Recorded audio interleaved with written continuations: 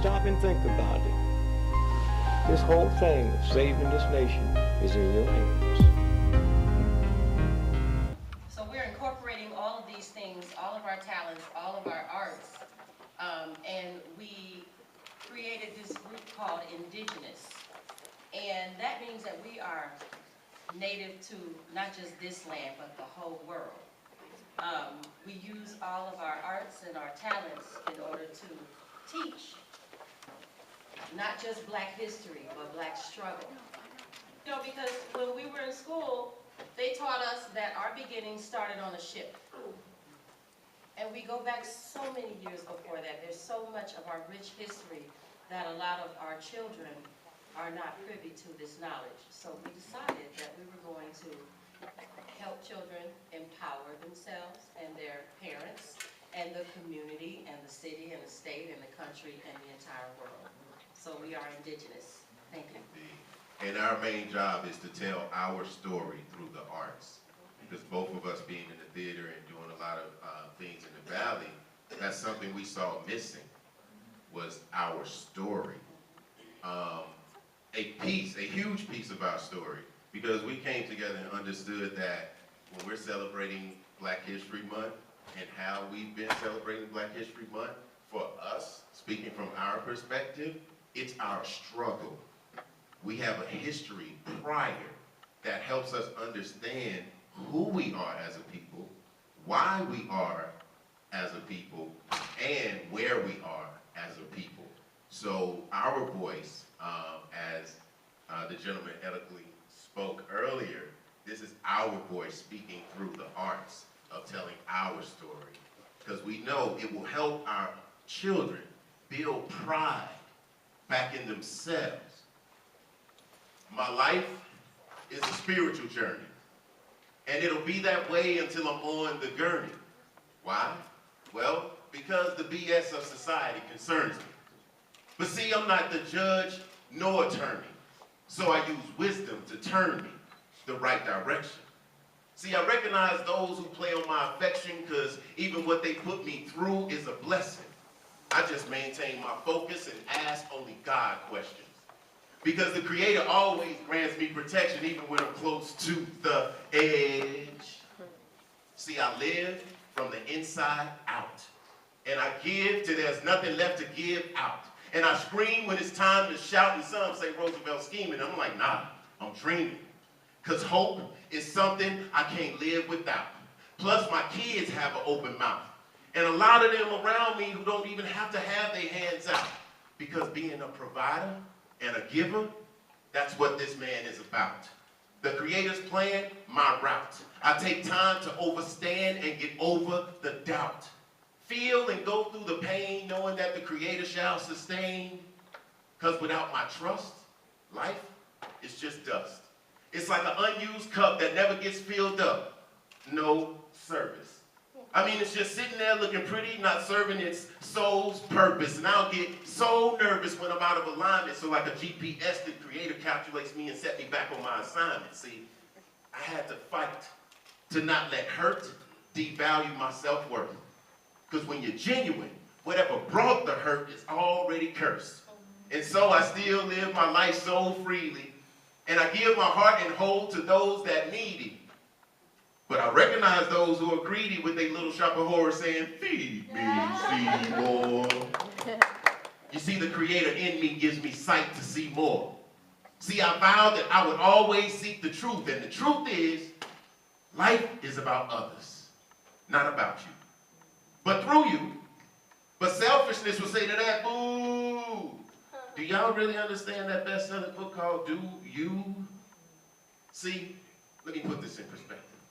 When I do me, I do we. If I move, we move. My perception is a mighty weapon, and to see the God in you, that's what I choose. So I'll never die. Death couldn't even earn me. Why? Because I live forever through you in this spiritual journey.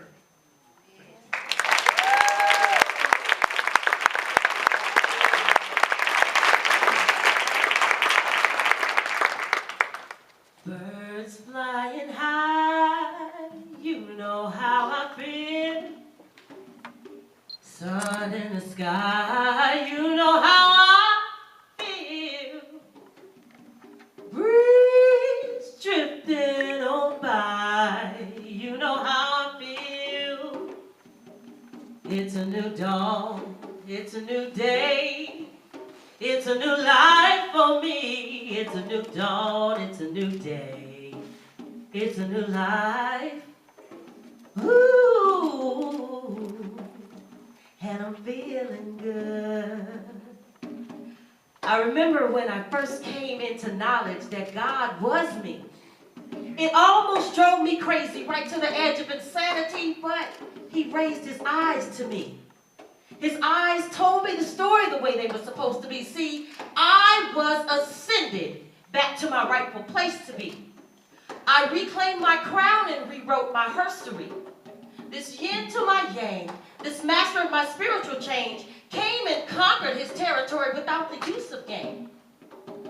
And once again, I attempt to sleep with the anticipation of unequivocally lying next to thee.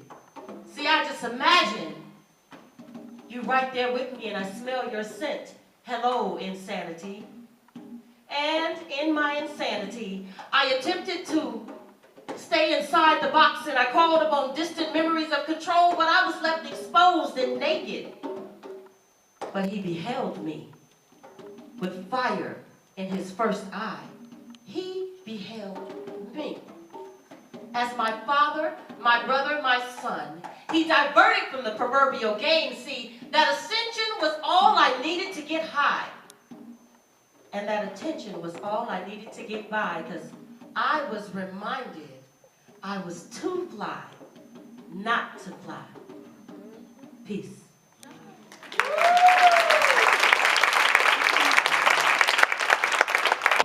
So we would actually like to close with a poem that was inspired by a conversation between Harry Belafonte and Martin Luther King a couple of weeks before he passed away. Okay, and I'm going to read that and we'll go into our poem. And this is Harry Belafonte speaking. Midway through the civil rights movement, Dr. Martin Luther King Jr. realized that the struggle for integration would ultimately become a struggle for economic rights. I remember the last time we were together at my home, shortly before he was murdered. He seemed quite agitated and preoccupied, and I asked him what the problem was. I've come upon something that disturbs me deeply, he said. We have fought hard and long for integration, as I believe we should have, and I know that we'll win. But I've come to believe we're integrating into a burning house. That statement took me back. It was the last thing I would have expected to hear, considering the nature of our struggle. And I asked him what he meant. I'm afraid that America may be losing what moral vision she may have had, he answered. And I'm afraid that even as we integrate, we are walking into a place that does not understand that this nation needs to be deeply concerned with the plight of the poor and disenfranchised. And until we commit ourselves to ensuring that the underclass is given justice and opportunity, we will continue to perpetuate the anger and violence that tears at the soul of this nation.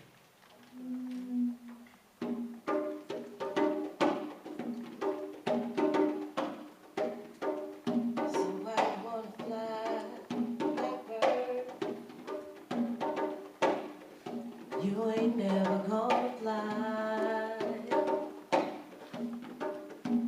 So why you wanna fly, blackbird? You ain't never gonna fly.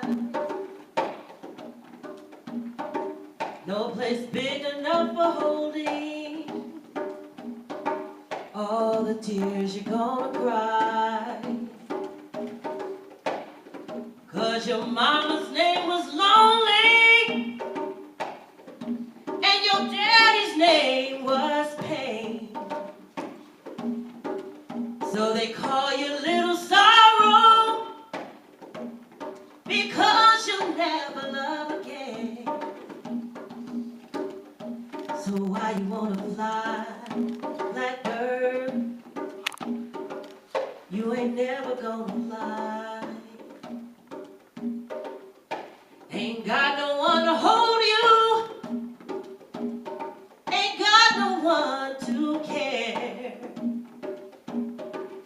If you'd only understand, dear, nobody wants you anywhere. So why you wanna fly, blackbird? You ain't never gonna fly.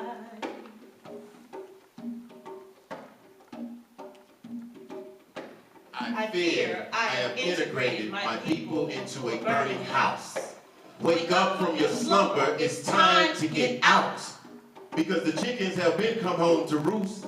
In the midst of the information age, they still showing us proof. And if we can put this in proper context, then maybe we can see the truth that the house is burning. It's time to get out. I mean, what happened to our original names? They're in the burning house. What happened to the land our DNA claims? It's in the burning house. And why is our history so deeply rooted in slavery? Because it's in the burning house. Turned to poverty and it bothers me, but we made it. Such bravery. From the burning house. See, when you speak about this system, nobody wants to listen.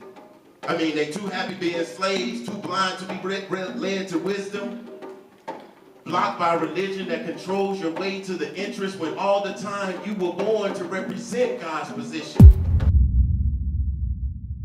The house is the burning house.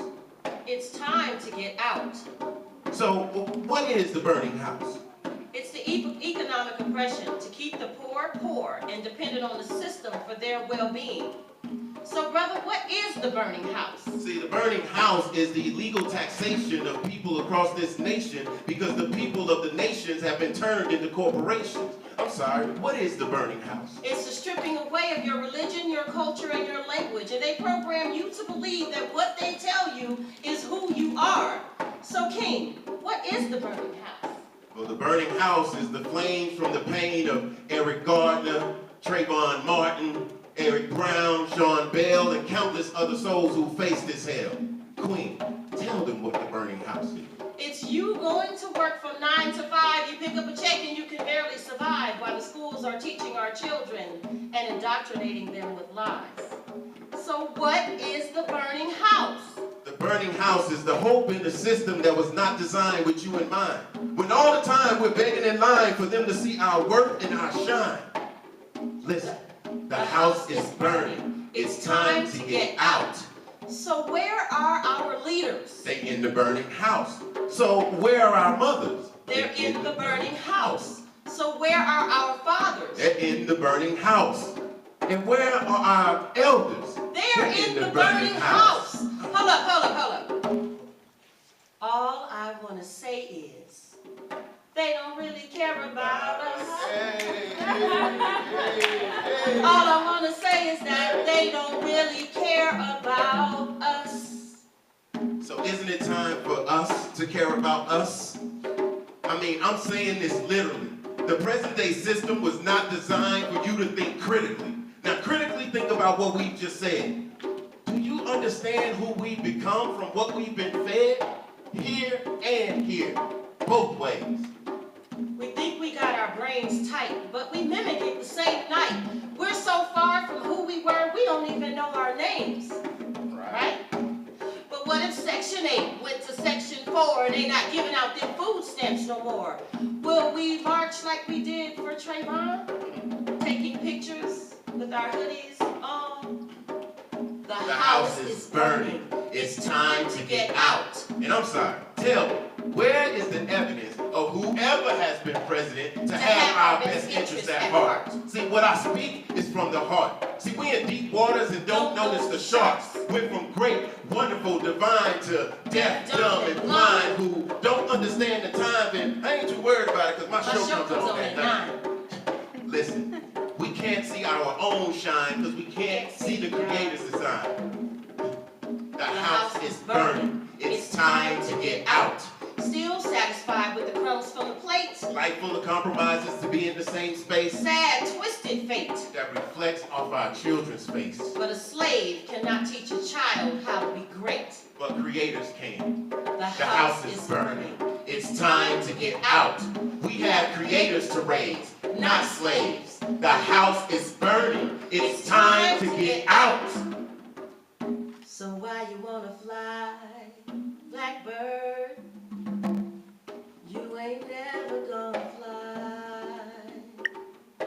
Peace.